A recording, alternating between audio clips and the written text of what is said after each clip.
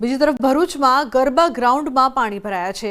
વરસાદી ગ્રાઉન્ડમાં કાદવ કીચડ। જો કે ભરૂચમાં વહેલી સવારથી વરસાદ વરસવાથી ગરબાના આયોજકો હજી પણ વિશ્વાસુ હજી 3 દિવસ બાકી છે અને સારું ગ્રાઉન્ડ તૈયાર થયું હતું। ફરીથી વરસાદથી ગ્રાઉન્ડ કાદવ કીચડથી ભરાયું, તેમ છતાં આયોજકોને વિશ્વાસ છે કે હજુ પણ ગરબા રમાશે।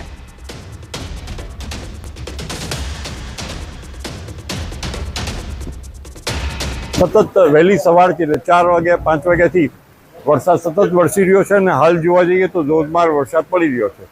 પણ એવું છે કે જે વેધર ફોરકાસ્ટ બધા જ મીટ માણીને બેઠા છે કે વરસાદ 4-5 વાગ્યા સુધી અટકી જાય તો પટેલ ભૂગુપુર સોસાયટીના જે કોમન પ્લોટ છે ત્યાં ગરબા અવશ્ય થશે।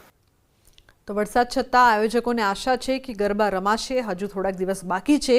વરસાદથી ગ્રાઉન્ડમાં કાદવ કીચડ છે તે જોવા મળી રહ્યું છે, પરંતુ આયોજકો છે તે પ્રયાસ કરી રહ્યા છે કે ગ્રાઉન્ડમાં ગરબા રમી શકાય તે પ્રકારની કોઈ વ્યવસ્થા કરવામાં આવે।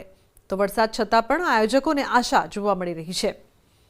ઉલ્લેખનીય છે કે વરસાદમાં હવામાન ખાતાની આગાહી હતી કે વરસાદમાં નવરાત્રિમાં વરસાદ વિઘ્ન બની શકે છે અને તે પ્રકારના દ્રશ્યો। વલસાડમાં મિની વાવાઝોડાના કારણે જર્મન ડોમને ભારે નુકસાન થયું છે। અનાવિલ પરિવારે ગરબા આયોજનમાં જર્મન ડોમ બનાવ્યો હતો। ગરબા આયોજકો દ્વારા ગ્રાઉન્ડમાંથી પાણી ખાલી કરવાનો પ્રયાસ કરવામાં આવ્યો છે। ગઈકાલે વરસાદના કારણે પાણી થોડું અંદર આવી ગયું હતું અને તેની સફાઈની કામગીરી અત્યારે ચાલુ છે। જે કંઈ નુકસાન થયું થોડું બહાર થયું છે, બાકી અંદર કશું નથી થયું વધારે। પાણી અંદર આવ્યું છે તે સફાઈની કામગીરી સવારથી અમારા બધા જ પરિવારના મેમ્બરો આવી ગયા છે અને સફાઈ કામગીરી ચાલુ કરી દીધી છે અને હોપફુલી બધું થઈ જશે આજે।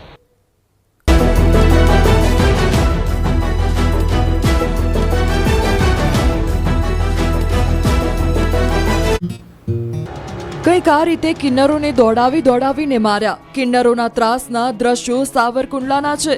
નવરાત્રિમાં કિન્નરોનો ત્રાસ દિવસે ને દિવસે વધી રહ્યો છે। કિન્નરો દ્વારા વેપારીઓ પાસે બળજબરીપૂર્વક પૈસાની ઉઘરાણી કરવામાં આવતા વેપારીઓ ગિન્નાયા હતા। નવરાત્રિના તહેવારનું બહાનું કાઢીને